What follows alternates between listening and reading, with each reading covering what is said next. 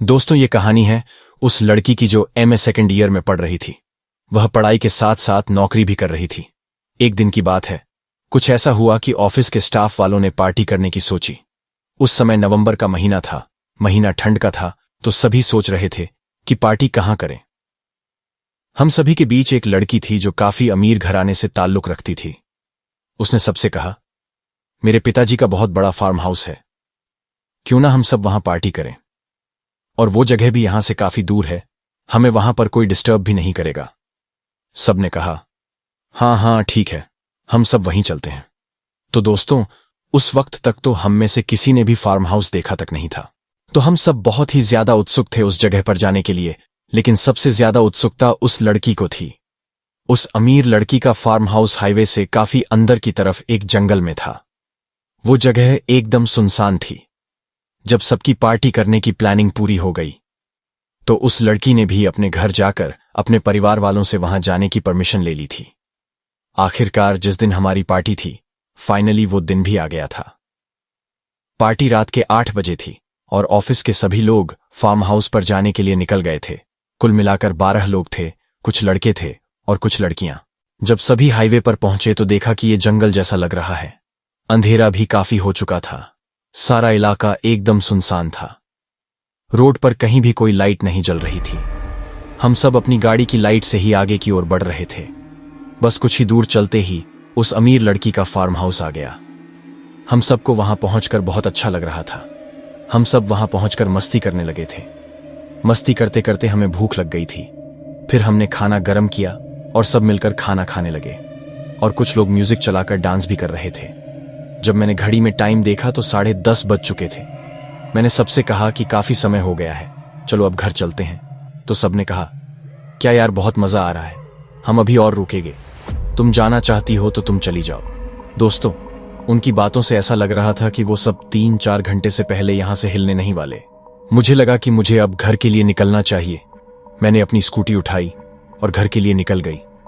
जब मैं स्कूटी लेकर निकली, मैंने देखा कि पहले से भी ज्यादा अंधेरा और बिल्कुल सुनसान सड़क थी, जैसे कि मैंने आपको पहले बताया था।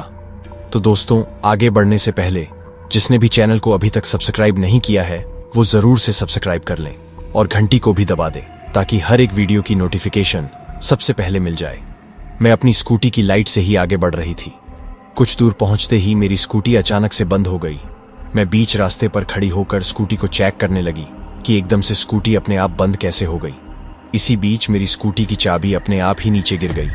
अंधेरा होने की वजह से कुछ दिखाई नहीं दे रहा था, लेकिन मैंने अपने फोन की लाइट जलाई और चाबी ढूंढने लगी। कुछ देर बाद मुझे चाबी मिल गई। उस समय तक तो मुझे बिल्कुल भी डर नहीं लगा।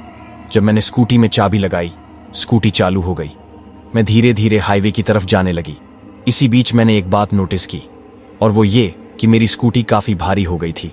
मानो ऐसा लग रहा था कि जैसे कोई मेरे पीछे बैठा हो। पर मैंने इस बात पर ध्यान देने की बजाय अपने घर पहुंचने पर ध्यान दिया। इसी चक्कर में मैं स्कूटी भी काफी तेज चला रही थी। मैं करीब आधे घंटे में अपने घर पहुंच गई थी। घर पहुंची तो देखा सभी लोग सो रहे थे। मैं चुपचाप अपने कमरे में गई, मुंह हाथ धोए। मेरी माँ और मेरा भाई दोनों बेड पर सो रहे थे। मैंने अपना बिस्तर जमीन पर लगा लिया और सोने के लिए लेट गई।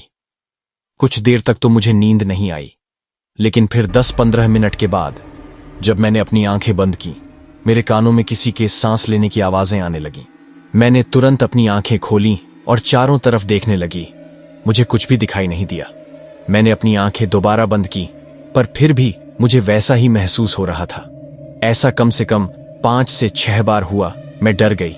मैं अपनी माँ को आवाज लगाने की सोच रही थी, पर मेरे हाथ पैर एकदम से जकड़ गए थे, मानो जोर से किसी ने मेरे हाथ पैरों को पकड़ा हुआ है। मैं अपनी जगह से हिल भी नहीं पा रही थी और ना ही मैं बोल पा रही थी। मैं सोचने लगी कि अब मैं क्या करूं। फिर मुझे समझ आया कि मुझे हनुमान चालीसा का पाठ करना चाहिए। मैंने हनुमान चालीसा का पाठ करना जैसे ही शुरू किया, मुझे ऐसा लगा जैसे कोई मेरे पास से तेजी से भागकर घर से बाहर निकला हो। इसके बाद सब कुछ नॉर्मल हो गया था। फिर मैं रात भर आराम से सो गई। अगले दिन सुबह मैंने अपनी को रात को हुई घटना के बारे में बताया।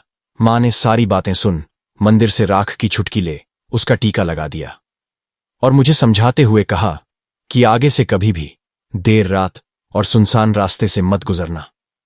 दोस्तों, इसी के साथ मेरी ये कहानी समाप्त होती है। तब तक के लिए सेफ रहे, सुरक्षित रहें।